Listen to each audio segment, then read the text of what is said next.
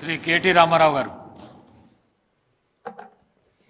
అధ్యక్ష, ముందుగా గౌరవ మంత్రి గారికి, ఎందుకంటే వారు లెజిస్లేటివ్ అఫైర్స్ మినిస్టర్ కూడా, వారిని అడగదలుచుకుంది ఏమంటే అధ్యక్ష, వారు పెట్టిందేమో తీర్మానం అన్నారు.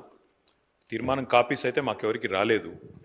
తీర్మానం అన్నారు, చర్చ ప్రారంభించారు. మరి నేనేమనుకున్నానంటే, ఎందుకంటే ఇంత ప్రాముఖ్యత కలిగిన అంశం కాబట్టి గౌరవ ముఖ్యమంత్రి గారే మరి రాష్ట్ర ప్రభుత్వ పక్షాన సమర్థవంతంగా తీర్మానం ప్రవేశపెడుతూ వాదన వినిపిస్తారేమో అనుకున్నాను. కానీ మరి వారు ఏ కారణం చేతనో కానీ ముఖ్యమంత్రి గారు మాట్లాడడం లేదు. వారి సహచర మంత్రివర్యులతో మాట్లాడించినారు. మరి ఇక వారికి మాట్లాడడం ఇష్టం లేక మాట్లాడతలేరా, ఇబ్బంది అయి మాట్లాడతలేరా నాకు తెలియదు. కానీ అధ్యక్ష, మాకు గత 10 సంవత్సరాలుగా మేము అక్కడ ఉండి చెప్పిందే ఇవాళ శ్రీధర్ బాబు గారు చెప్పిన అధ్యక్ష, కొత్తదేం లేదు. స్పీకర్ సార్, ముఖ్యమంత్రి గారు వారికి పాపం వారి ప్రధాన ప్రతిపక్ష నాయకుడిని ఏదో అనిపించాలనే ఉబలాటం ఎక్కువ కనిపిస్తుంది. ఇంత అత్యంత కీలకమైన 4 కోట్ల తెలంగాణ ప్రజలకు సంబంధించిన హక్కులు, అనుమతులు, నిధులు సర్వం ఈరోజు మనం ఇక్కడ చర్చించుకుంటున్నాం. ఇంత కీలకమైన సందర్భంలో ప్రధాన ప్రతిపక్ష నాయకుడు గారు ఇక్కడికి వచ్చి 15 సంవత్సరాల తెలంగాణ ఉద్యమం, 10 సంవత్సరాల తెలంగాణ రాష్ట్ర ముఖ్యమంత్రిగా 25 సంవత్సరాలు పనిచేసిన అని గొప్పగా చెప్పుకుంటూ ఉంటారు. ఎప్పుడు వీళ్ళేమో భజన చేస్తూ ఉంటారు.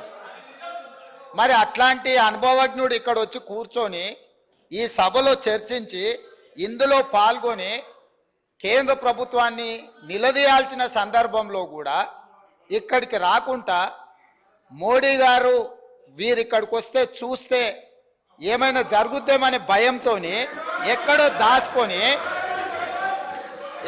దాచుకొని ఇక్కడ వీళ్ళని పంపించి వీళ్ళ అధ్యక్ష మాట్లాడేది తెలంగాణ రాష్ట్ర ముఖ్యమంత్రిగా కేంద్ర ప్రభుత్వం నిన్న ప్రవేశపెట్టిన బడ్జెట్లో తెలంగాణకు జరిగిన అన్యాయాన్ని, నిధులను, అనుమతులకు సంబంధించి నిన్నటికి నిన్న స్పష్టంగా మా మంత్రివర్గ సహచరులకు చెప్పడమే కాకుండా ఈరోజు ఈ సభలో ఈ తీర్మానాన్ని ప్రవేశపెట్టి అందరి అభిప్రాయాలను తీసుకొని ఈ తెలంగాణ రాష్ట్రానికి న్యాయం చేయాలని మా ప్రభుత్వం ముందుకు వచ్చింది.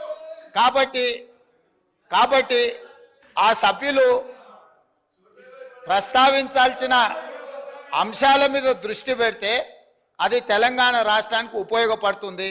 అట్లా కాకుండా ఇట్లాంటి వివాదాస్పదమైన విషయాలు మాట్లాడితే వారి నాయకుడి యొక్క బండారం బయటపడుతుంది. దానివల్ల వారికే నష్టం జరుగుతుందని నేను సూచన చేస్తున్నా అధ్యక్ష, కేటీ రామారావు ఈ రకంగానైనా ముఖ్యమంత్రి గారు గొంతు విప్పినందుకు సంతోషం అధ్యక్ష. ఈ రకంగానైనా మాట్లాడే పరిస్థితి వచ్చినందుకు ధన్యవాదాలు అధ్యక్ష. ఒక్క మాట అధ్యక్ష, కేసీఆర్ గారి గురించి, మా పార్టీ గురించి వారు మాట్లాడిన మాటకి నేను ఒకటే వారికి చెప్పేది అధ్యక్ష, ఇక్కడ ఉండే ఈ నాయకుడి స్థాయికి మేము చాలా అధ్యక్ష. కేసీఆర్ గారు అవసరం లేదు అధ్యక్ష.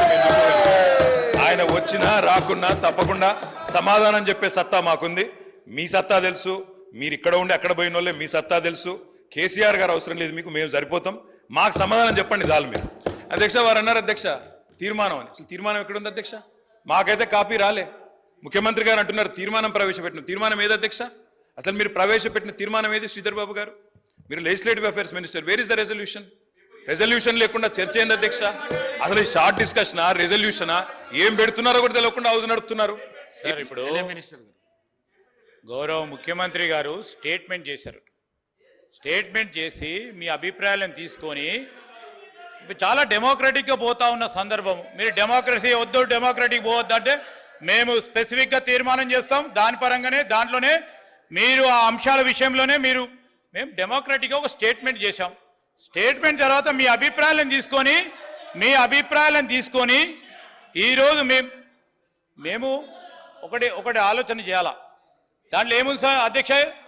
ఈరోజు గవర్నమెంట్ బిజినెస్లో ఏముంది? మేము స్టేట్మెంట్ చేసి మీ అందరి అభిప్రాయాలను తీసుకొని తీర్మానాన్ని ప్రవేశపెడతాం. మీ అభిప్రాయాలను కూడా దాంట్లో పరిగణనలో తీసుకొని చేద్దామని ఆలోచన చేస్తే వద్దు అంటే ఇప్పుడే పెడతాం. 5 నిమిషాలు బ్రేక్ ఇవ్వండి అధ్యక్ష. ఇప్పుడే తీర్మానం పెడతాం, అదే తీర్మానం ప్రకారం పోదాం. యూనిలాటరల్ గా మీరు అనేక సందర్భాల్లో తెలంగాణ రాష్ట్ర ప్రభుత్వం ఆ రోజు తీర్మానం పెట్టాం, యూనిలాటరల్ గా పోకుండా ఓ డెమోక్రాటిక్ స్పిరిట్ లో మీ అభిప్రాయాలను తీసుకొని పోదామంటే వద్దంటే ఎట్లా? వదిలేద్దాం. 5 నిమిషాలు బ్రేక్ ఇవ్వండి సార్ అధ్యక్ష, మేము రెజల్యూషన్ పోయి